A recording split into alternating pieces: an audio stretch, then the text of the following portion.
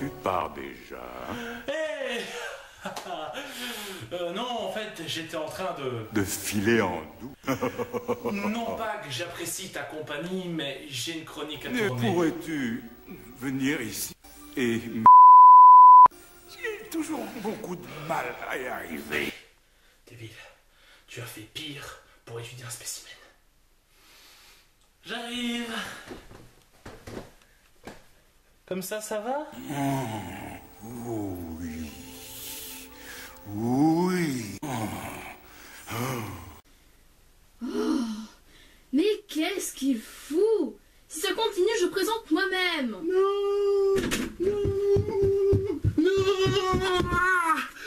Tout mais pas ça.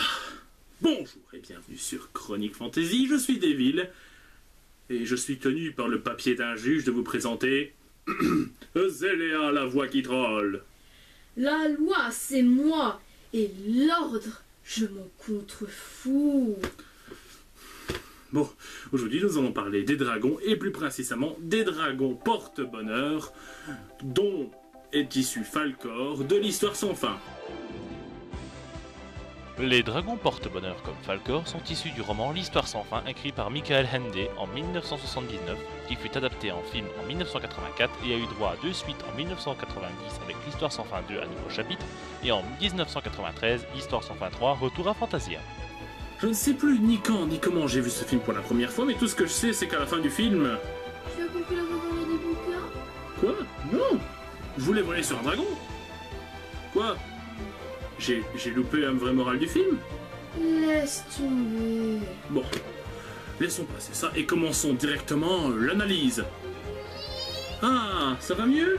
Oh, ça... Alors foutez le camp! Oh, bouge! Commençons l'analyse. Je n'ai encore jamais abordé de dragon, mais les dragons porte-bonheur et Falkor seront donc les premiers. À bien y réfléchir, j'aurais pu choisir... Nyeh.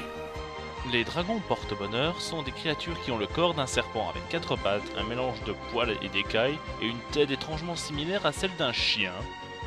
Malgré ça, ils n'ont pas une grande force physique ni une grande force magique. Ils peuvent expirer du feu bleu, surtout ils ont une chance exceptionnelle, d'où le nom dragon porte-bonheur. Et ils sont capables de dormir en volant. Malgré le fait que Falkor soit le seul dragon à apparaître dans les films, il n'est pas le seul de son espèce dans ce monde. Et non, dans le livre, il y en a 5 autres qui sont cités. Eh oui, et ils sont tous inspirés des dragons chinois. Bien que leur apparence reste quand même un peu canine. Aucune imagination, ces objets. Parlons de l'aspect psychologique maintenant. Oh, peut-être que Falkor voudrait intervenir. J'adore les enfants. Mais C'est cela, oui. Il se déplace dans l'air grâce à ses coussinets. Les mouvements de ses pattes lui permettent de prendre appui dans l'air et d'y avancer comme s'il nageait. Il peut voyager par n'importe quel temps, même dans les tempêtes.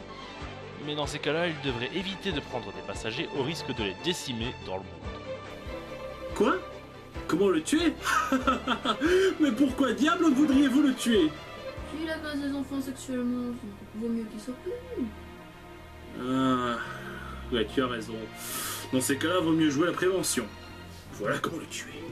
En fait, apparemment, la submersion dans l'eau est mortelle pour eux. Alors les enfants, si vous voyez un dragon à l'œil pervers, jetez-vous dans la flotte.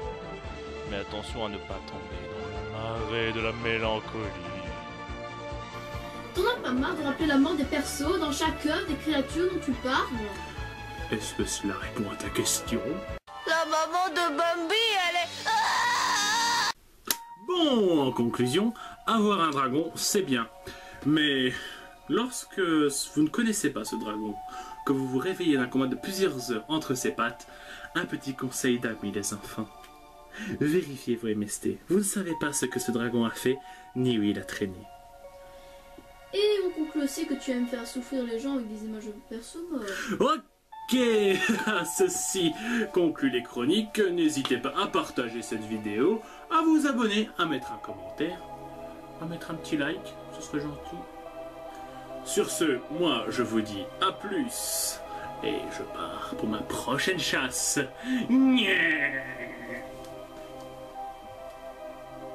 Et ça y est, je me retrouve encore toute seule.